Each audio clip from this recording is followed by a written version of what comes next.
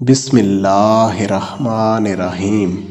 रब्बिश्रह ली सदरी व यस्सिर ली अमरी वहलुल उक़दतम मिन लिसानी यफ़क़हू क़ौली।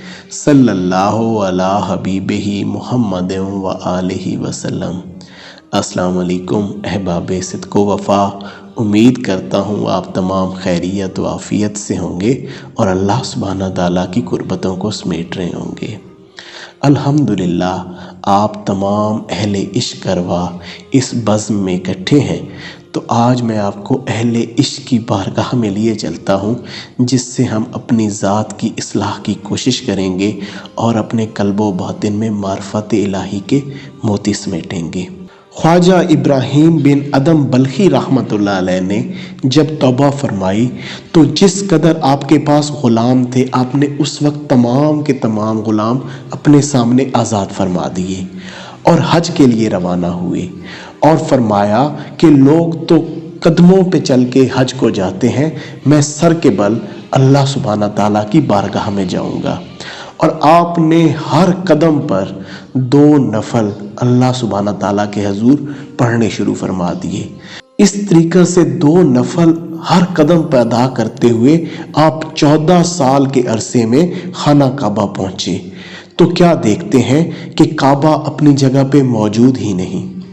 इसका ये हरगिज़ मतलब नहीं कि ज़ाहिरी काबा अपनी जगह मौजूद नहीं था, बल्कि आप एक बुज़ुर्ग थे और अल्लाह सुब्हाना ताला ने आपकी फरासत को रोशन किया हुआ था। आपने अपनी बातनी निगाह से जब तवज्जो की, देखने की कोशिश की, तो रूह काबा अपनी जगह मौजूद ही नहीं थी। तो आपको हैरत हुई, आवाज़ आई कि ए इब्राहीम सब्र करो, काबा एक बुढ़िया की ज़ियारत के लिए गया हुआ है, अभी आ जाएगा। जो ही ख्वाजा इब्राहीम बिन अदम ने ये बात सुनी तो आप पहले की निस्बत ज़्यादा हैरान हुए और कहा कि वो बुढ़िया कौन है। चुनाचे उनको देखने के लिए रवाना हुए कि जाके देखूं तो सही कि वो कौन है। जो ही जंगल में पहुँचे, राबिया बसरी रहमतुल्लाह अलैह को देखा कि बैठी हुई है और काबा उनके गिर्द तवाफ़ कर रहा है, रूह काबा उनके गिर्द तवाफ़ कर रहा है। हज़रत इब्राहीम बिन अदम रहमतुल्लाह अलैह के दिल में गैरत आई। चुनाचा उन्होंने राबिया बसरी रहमतुल्लाह अलैह को आवाज़ दी कि तूने ये क्या शोर बर्पा कर रखा है।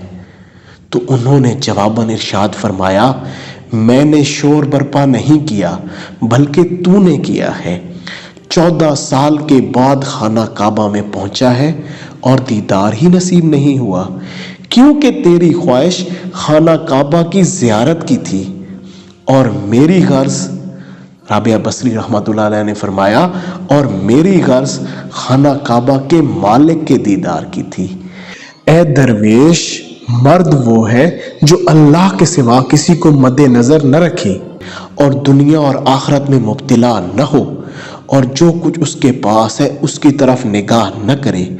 जब इंसान इस मर्तबे को पहुंच जाता है तो जो कुछ उसके दोस्त यानी कि अल्लाह की मलकियत होता है वो उसकी भी मलकियत हो जाता है। काबा उसके गिर्द तवाफ़ करता है और उसका दामन नहीं छोड़ता। बस ए दरवेश, इस मकाम पर गौर कर। तो अहले इश्क की बारगाह से हमने एक बहुत ही खूबसूरत बात सीखी कि जिसका मकसूद फ़कत अल्लाह की ज़ात होती है तो अल्लाह सुब्हाना ताला उसके ऊपर करम की इंतहा कर देता है, हर चीज़ उसको अनायत कर देता है। उसकी मलकियत में जो कुछ है वो उसको अनायत कर देता है, बशर्ते कि उसकी तलब खालिस हो, उसका मकसूद फिर भी अल्लाह रहे, उसकी उस मलकियत की तरफ उसकी तवज्जो न जाए। सैयदना महबूब सुबहानी, गौसुल आज़म, सुल्तानुल आशिकीन, आशिकीन के भी सुल्तान, आप भी इसी नुक्ता के ऊपर बहुत खूबसूरत अंदाज में एक अहम मार्फत इलाही का राज समझाते हैं कि सुनो, अगर तुम अल्लाह का कुर्ब पाना चाहते हो तो सबसे पहले दुनिया के डर से निकलो, फिर आखिरत के डर से निकलो, फिर फरिश्तों के डर से निकलो, ताकि फ़कत اللہ کا ڈر تمہارے دل میں باقی رہ جائے۔ تو آپ کیا فرما رہے ہیں؟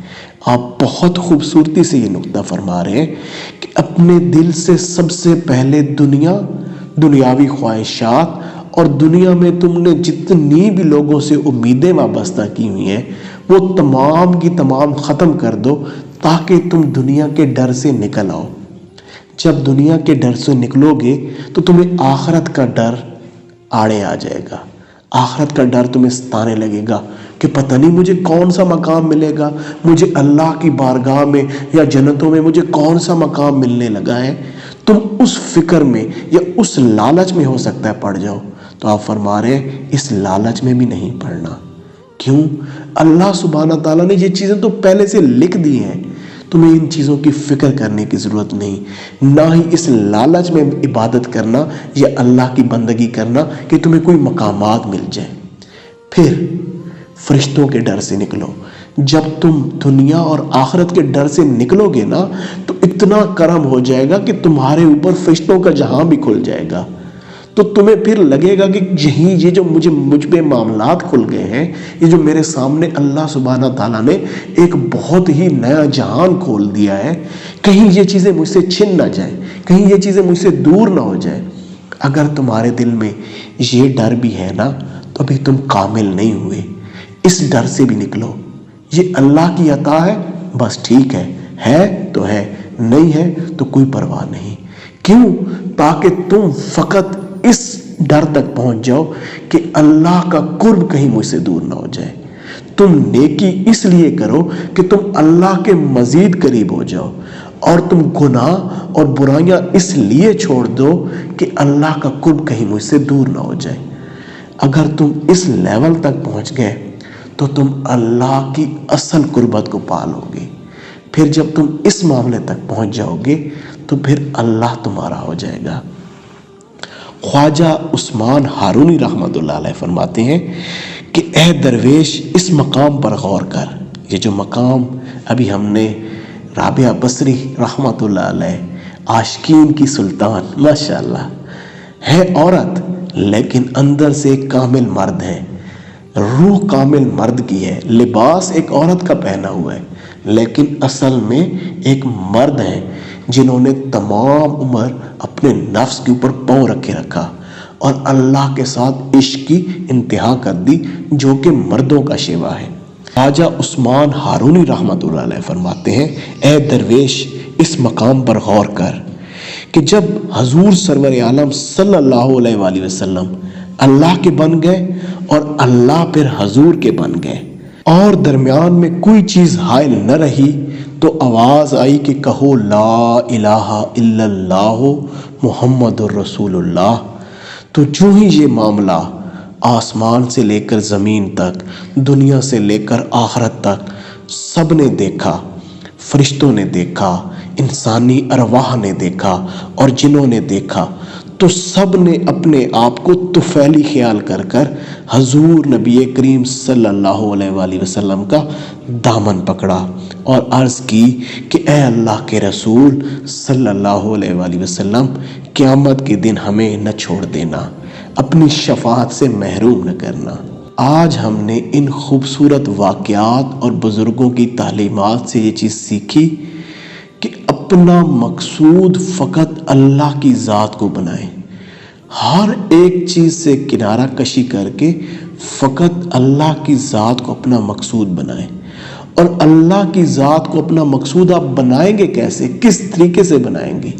حضور نبی کریم صلی اللہ علیہ وآلہ وسلم کی تعلیمات کے اوپر عمل پیرا ہو کے، اخلاص کے ساتھ، محبت کے ساتھ، حضور پاک سرور عالم صلی اللہ علیہ وآلہ وسلم کی محبت میں گم ہو کر ان کی تعلیمات پر عمل پیرا ہونے سے ہی آپ کے اندر کی صفائی ہوگی اور آپ کا مقصود فقط اللہ بن جائے گا۔